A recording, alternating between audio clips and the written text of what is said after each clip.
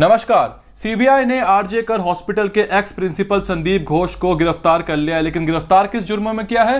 Financial misconduct and corruption के जुर्म में। यह संदीप घोष वही शख्स है जिसके ऊपर कई सारे आरोप लगे थे कि इसके रहते हुए कॉलेज के अंदर ड्रग्स का बिजनेस होता था, अश्लील वीडियोस का बिजनेस होता था, और यही नहीं, लड़कियों का भी कारोबार चलता था। लेकिन इसको सीबीआई ने फाइनेंशियल मिसकंडक्ट के जुर्म में गिरफ्तार किया है। और यही नहीं, संजय रॉय जिसको पुलिस ने गिरफ्तार किया था, उस ट्रेनी डॉक्टर के दुष्कर्म और हत्या के जुर्म में उसने ये बोला कि मुझे फंसाया जा रहा है। जब मैं वहां पर पहुंचा तो वो लड़की मरी हुई थी, खून से लथपथ थी, और उसको देखकर मैं वहां से भाग गया। मैंने किसी को नहीं बताया इस बारे में, क्योंकि मुझे पता था कि ये लोग मेरा यकीन नहीं करेंगे और मुझे ही फंसा देंगे, इसलिए मैं चुपचाप जाके सो गया। लेकिन अंत में मुझे ही फंसा दिया इन लोगों ने। ये स्टेटमेंट है संजय रॉय की, वही आरोपी जो इस वक्त सलाखों के पीछे है। अब क्या है पूरा मामला, बात करेंगे इस वीडियो में। इस वीडियो को पूरा देखिएगा अंत तक। सबसे पहली बात तो ये कि मुझे नहीं पता कि ये वीडियो रहेगा कि नहीं रहेगा, क्योंकि जो इसके पहले वाली वीडियो थी उसको भी यूट्यूब ने उसकी रीच कम कर दी, वो वीडियो लोगों तक पहुंच ही नहीं पाई। अभी भी अगर आप उस वीडियो पे क्लिक करोगे तो वीडियो एक बारी में खुलेगी भी नहीं। आपके पास वो पूछेगा कि आपको ये वीडियो देखनी है, उसके बाद ये वीडियो चलेगी। पता नहीं क्यों यूट्यूब वीडियो की रीच रोक देता है। ये इतना संवेदनशील मुद्दा है, इसके बारे में लोगों तक बात पहुंचनी चाहिए ताकि ये केस दब ना जाए, लेकिन रीच ही नहीं मिलती, लोगों तक वीडियो पहुंच ही नहीं पाती। उम्मीद है कि ये वीडियो लोगों तक पहुंचे, इसकी रीच कम ना हो। बात करते हैं इस केस की, तो संजय रॉय जो सलाखों के पीछे है, उसका जब पॉलीग्राफी टेस्ट हुआ तो उसमें तो ये बात सामने आई कि संजय रॉय ने कबूला टेस्ट के अंदर कि उसी ने ही उस ट्रेनी डॉक्टर की हत्या करी और उसने दुष्कर्म किया उसके साथ। जो ये पॉलीग्राफी टेस्ट होता है, इसको बोलते हैं आसान भाषा में लाई डिटेक्टर टेस्ट, यानी कि वो आपके झूठ को पकड़ता है। आपकी पल्सेस पे, आपकी उंगलियों पे एक टाइप का एक इंस्ट्रूमेंट लगाया जाता है जो कि आपकी पल्सेस को, आपकी हार्ट बीट को, आपकी बॉडी लैंग्वेज को, आपके ब्लड फ्लो को देखकर अंदाजा लगाता है मशीनिक टर्म्स से कि आप सच बोल रहे हो या झूठ। तो उसके अंदर बहुत सारे सवाल पूछे गए सीबीआई के द्वारा संजय रॉय से। सीबीआई इस बात से संतुष्ट है कि हाँ, संजय रॉय ने ही ये पूरे घटनाक्रमों को अंजाम दिया है। दरअसल मामला कुछ ये है कि 9 अगस्त की रात को संजय रॉय और उसका दोस्त सौरभ आरजे कर मेडिकल कॉलेज में थे। क्यों? क्योंकि उनका एक दोस्त वहां पर एडमिट था। जिसके बाद ये 11 बजे वहां से निकलते हैं शराब पीने के लिए, और 11:15 बजे ये 1 किलोमीटर दूर शराब के ठेके पर पहुंचते हैं। वहां पर पहुंचने के बाद ये शराब पीते हैं, जिसके बाद ये सीधा पहुंच जाते हैं सोनागाची में। सोनागाची के पास एक रेड लाइट एरिया है जहां पर ये सब चीजें होती है, लड़कियां वड़कियों का काम होता है। जिसके बाद वहां इनको कोई लड़की पसंद नहीं आती, फिर ये किसी और रेड लाइट एरिया में जाते हैं, वहां से 15 किलोमीटर दूर। जिसके बाद वहां से जब ये वापस आ रहे होते हैं तो रास्ते में एक सीसीटीवी फुटेज भी मिला है जहां पर संजय रॉय एक लड़की को छेड़ रहा था, कमेंट पास कर रहा था, ईव टीजिंग कर रहा था। ये फुटेज सीबीआई के पास है, ऐसा सीबीआई का बयान है।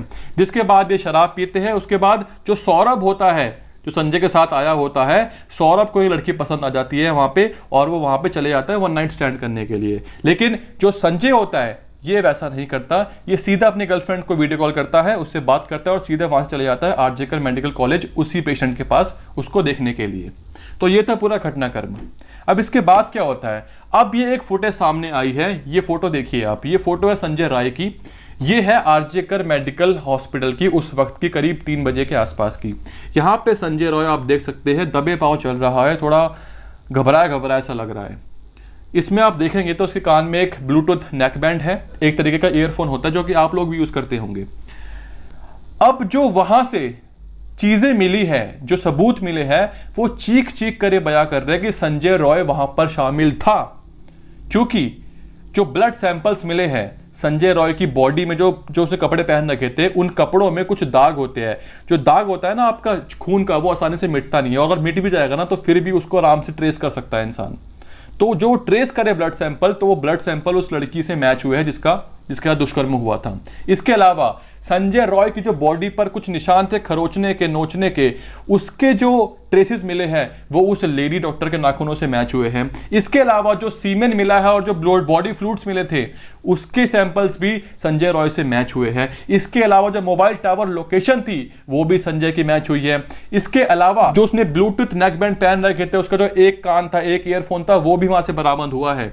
और इसके अलावा संजय के फोन से कुछ बहुत ही अश्लील किस्म की वीडियोस मिली है बहुत ही ब्रूटल टाइप की वीडियो मिली है, और उसकी जो जीएफ थी, जो उसकी गर्लफ्रेंड थी, उसकी कुछ अश्लील तस्वीरें भी मिली है। इन सब चीजों को देखते हुए, इन सभी सबूतों के आधार पर ये चीज तो है कि संजय रॉय वहां पर था और संजय रॉय भी शामिल था। अब क्या संजय के अलावा कोई और लोग भी शामिल थे, ये एक बड़ा सवाल है।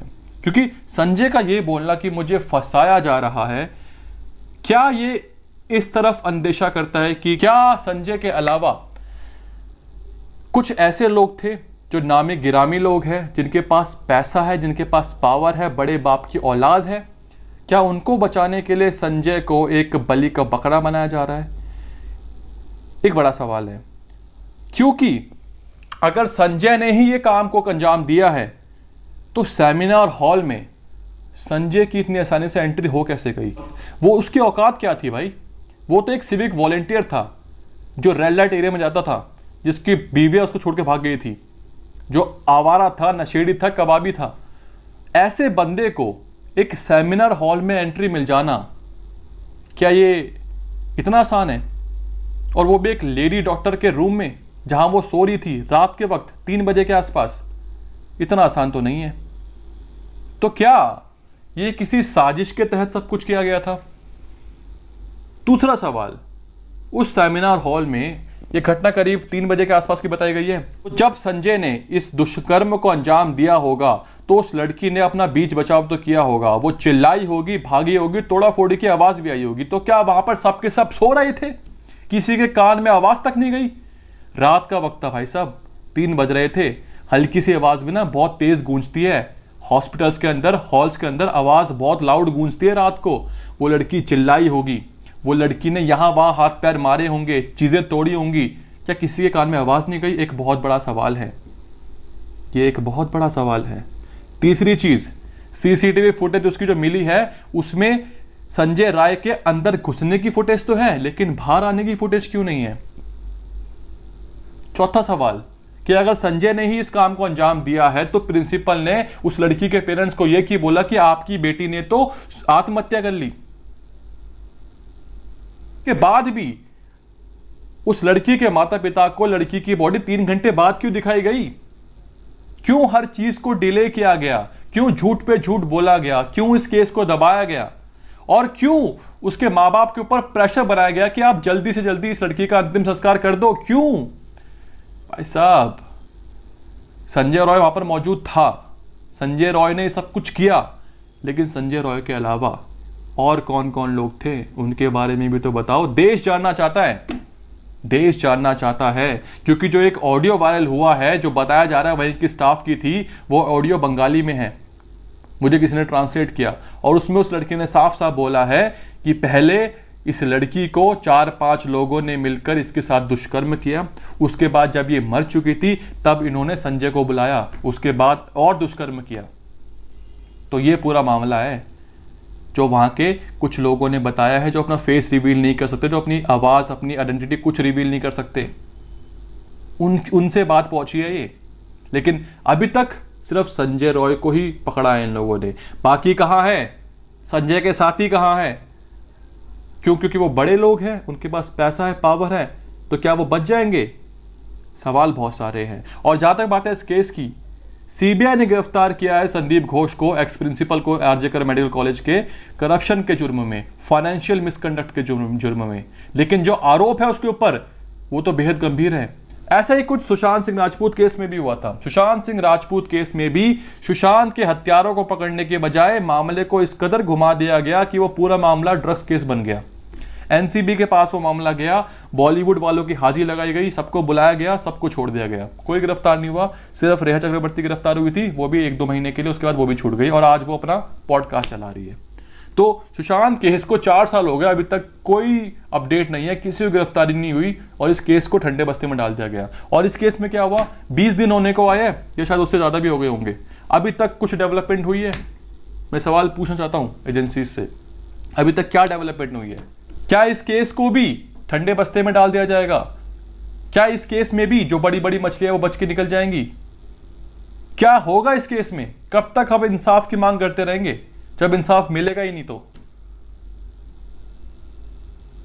ऐसे बहुत सारे सवाल है। अब इस वीडियो का क्या है यार, इस वीडियो को रीच ही नहीं मिलेगी, ये वीडियो पहुंचेगी नहीं किसी तक। हम कुछ वीडियो बनाते हैं, हम अपनी बात रखना चाहते हैं, लोगों तक बात पहुंचाना चाहते हैं, लेकिन बात पहुंचाए कैसे जब सिस्टम इतना स्ट्रांग है कि वो चीज़ों को आगे बढ़ने नहीं देता। बट खैर, ये हमारा फ़र्ज़ है, हम अपना फ़र्ज़ निभाएंगे। आपकी जो राय है मुझे कमेंट सेक्शन में ज़रूर देना। बाकी आपको कोई इन्फॉर्मेशन हो आपके पास तो मुझे इंस्टाग्राम पर आप मैसेज भी कर सकते हैं। मिलते हैं आपको अगली वीडियो में, कोई इन्फॉर्मेशन होगी तो आप तक ज़रूर पहुंचाऊंगा। तब तक के लिए आपका धन्यवाद।